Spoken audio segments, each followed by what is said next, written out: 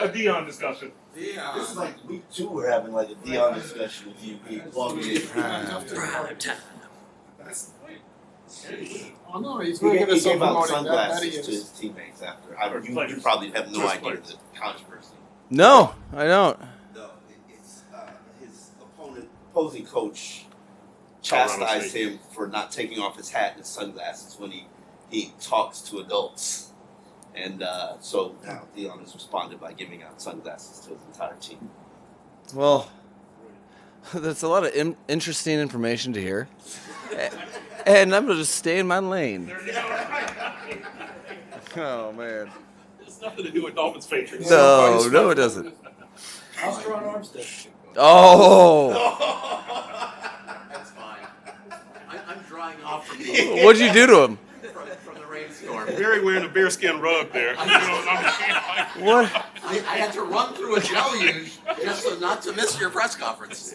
He didn't get the Dolphins. So I'm still drying. Coming to it. Very distracting. So yeah, he'll practice today. Just trying to do my best to be to show as much restraint as possible and allow the process to unfold. I know he's eager, and we'll see how the next 48, however many hours. Probably we'll make a decision before the game, I would hope. But probably circle back tomorrow and take a look at everything. But he's been doing well. Is this a situation where it's about how his body recovers after the work, or how much contact has he participated in? Yeah, no. So he's been in team drills this week, and had contact there. It's more of trying to get a snapshot of a global perspective. Here, you have a whole game to play, but you're trying to test it enough to kind of get a scope of that. But a player of his caliber and really what he's done in his career, you're also not trying to overdo it and put things at risk. So it's just that balance that's a little tricky, but something that we're so fortunate to have such a good relationship and a trusting relationship, with coaches, with Teron, and with the training staff. So we'll do whatever's best for the Dolphins for sure. Mike, if I'm not mistaken, last year or late last year, Melvin Ingram and Teron got vet days, at least one during the week. Have you decided on that this year, specifically with Teron and Raheem Mostert? No, those are case by case, and we're just trying to get health consistency through Teron, which is we'll bridge that gap when it comes, I think you have to be calculated with those because you want guys to be at their best and still have their sword sharpened, so to speak. But you also, is it necessary for the game day? Really, where they're at in their career and how many reps they do have. Is it necessary for their game day performance? I think, for instance, did not plan on giving or having Raheem out of practice on Wednesday. If I would have forced him to, or if he needed to, or he definitely wanted to practice and could have pushed through it. However, really to make sure that there was preventative measures taken for his knee, we kept him out. That wasn't planned, but it was appropriate, I thought. He's a competitor, so he's always annoyed when anything like that happens. But I'm sure that more of that will come up as the season progresses. But it's just important to do it with reason and not just because we said we're going to do it. So I'll bridge that when it comes, but open to whatever helps us win. Coach, about a month ago, we had asked you how Tua's off-season training was translating to football, physical skills increasing. You said you thought that he had more throws in the bag, was a little quicker off the spot. Now that you've had another month of practices and a game where we saw a lot of that, would you confirm that he is better in those areas? Well, I think I didn't take the game to necessarily confirm that. I generally, I'm very aware that you guys have recorders that everything that I say lasts forever, and so if I'm going to boldly disclaim that, it's probably with reason that he's given me. It wasn't just in hope. I think, what we do know is that, a lot of teammates and a lot of people weren't that have been around every day weren't necessarily surprised by his performance the past Sunday, and then at the same time, the past Sunday is the past Sunday. So, blanket statements and of what a player is. That's, Tua knew he was capable. His teammates knew he was capable of that. Much because that he has the appropriate teammates and to help him, perform like that. And it's nice to know that you guys aren't just looking at me with crazy faces anymore. Not that you were before, but that I think you did. Some of that stuff was definitely evident on Sunday, the previous Sunday. Mike, considering how the Chargers had success running the ball last week, do you expect the Patriots to do that, or do you expect their game plan to be, we're going to do what we do best? Generally, in the game of football, and it goes on both sides of the ball, is you're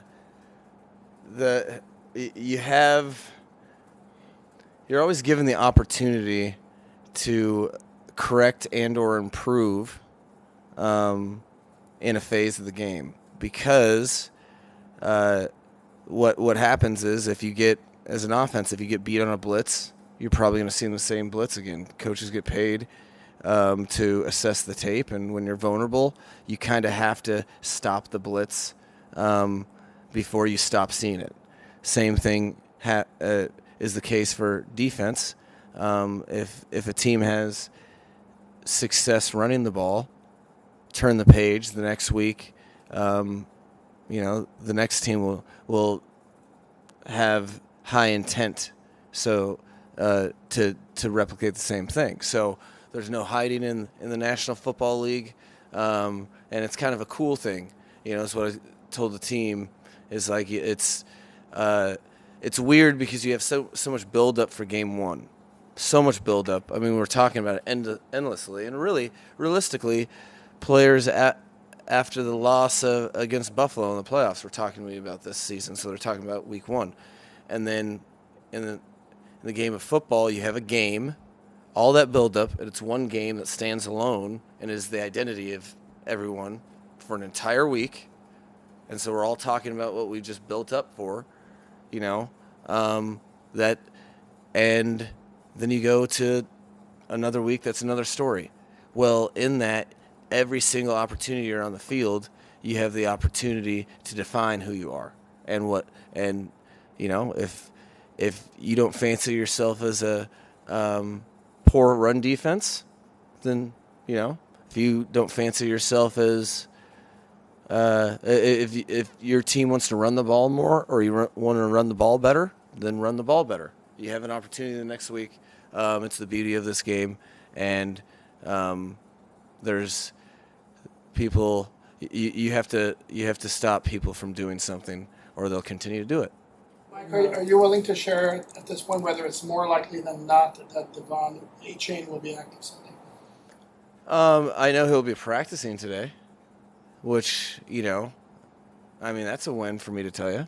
And we'll see. The funny thing about the active roster is it's every player is so affected by another player. So I mean, for me to say anything is a little getting ahead of myself, because what happens if something unforeseen happens today in practice? What happens if, you know,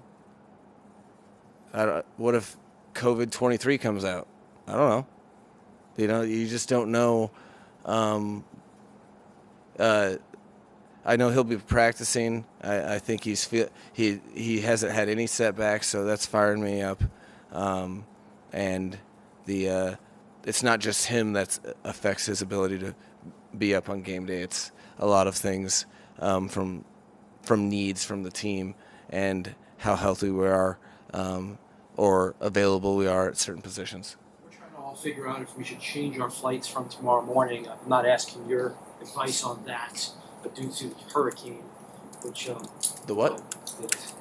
I'm sure you're aware there will be a hurricane in the area near Massachusetts. Mm-hmm. Any thought to changing y'all's flight plan, or right now everything's staying? We have not discussed. There's I'll call them the powers that be, but the guys in the Miami Dolphins organization. We try to know each other as best as possible. People know where my head's at, and weather patterns are not one of them. Having said that, with excellent discourse, people, it's not the first time that things have, we've kind of talked about possibly adjusting something. It wouldn't be the first time, I would say. We haven't got to that point yet, so right now we are on as planned.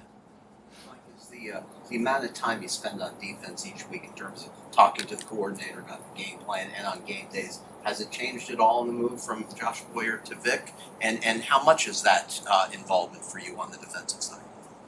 Well, I think naturally, Vic and I are just two peas in a pod. So we're always hanging out. No, I think that our work weeks are busy, but never too busy to really work together. Specifically with Vic, he offers different. There's some different variables that can assist me doing my job. Seeing that he's been a coordinator in the league since I was 12 years old.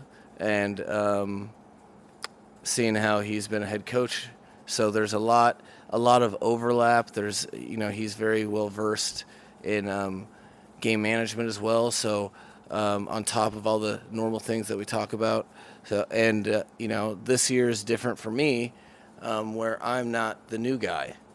So all of those things kind of lead to we have more things to discuss a little bit, and then. Naturally, I would be a foolish man if I didn't utilize his resources. I try my best not to be foolish.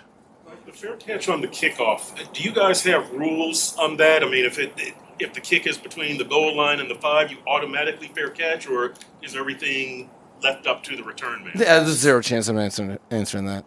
But I think there's different philosophies. It's going to be interesting to see how teams decide to play stuff. We are we definitely have a philosophy that we're going to start with, and we definitely have a plan of action or a game plan to if we get multiple of those opportunities, how we're going to do things. It's definitely been discussed because it's not an absolute.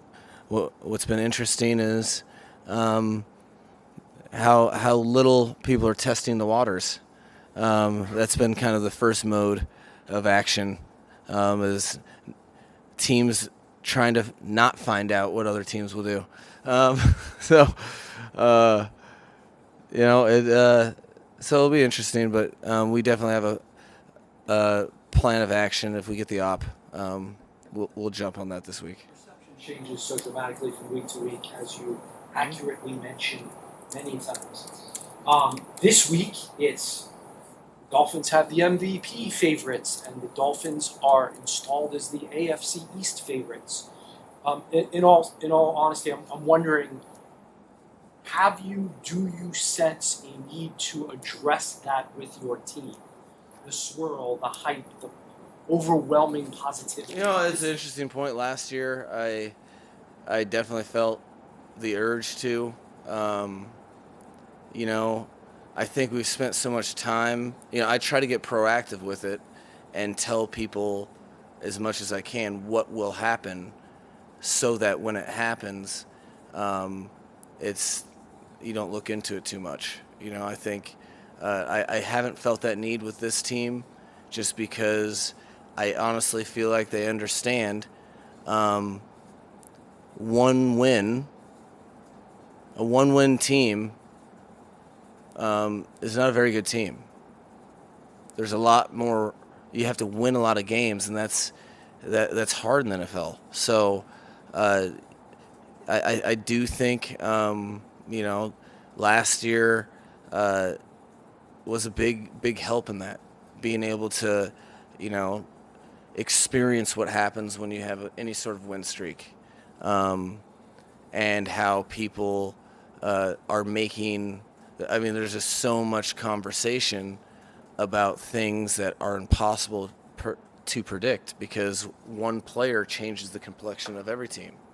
And it's all about continuing to develop and to grow, and getting too excited about one win and what people are saying about you is setting yourself up for supreme failure, because I don't think that anyone will be surprised whenever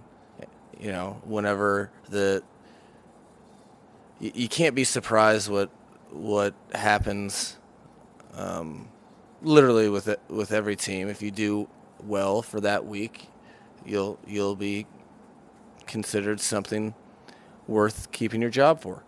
And then you don't, and then it's up in the air. But that's the way. It's kind of the black and white part of the game that I really enjoy, just because you have to be kind of tough-minded in both avenues. And whether you're getting praised or you're getting harassed, literally it doesn't matter for the next game. That fans are paying to see, that is one of the finite amount of games that each and every player and coach is able to be in, because nothing is forever. So that's the biggest thing with them. Or it's been kind of cool, because I haven't had to feel that. I haven't felt that need. I think they understand that we're way early in the journey. So, Coach, when we talk on the subject of South Florida synergy, you guys are heading to Massachusetts with the Heat. They played Boston on the way to go to the championship. The Panthers, they defeated the Bruins. Are you guys using this week as a motivation week, just to be a perfect 3 for 3 for South Florida? Oh no, I don't want to minimize that at all, but a division game on the road this early in the season doesn't need much motivation, especially it's a Sunday night. That's the trying to find other things to think about. There's plenty to think about with that. Division games early in the season are very important to us, and so that's all we've really needed to focus on is the Patriots, and that's been enough. Thank you. All right. Thanks, Mike. Somebody's phone. There's my water.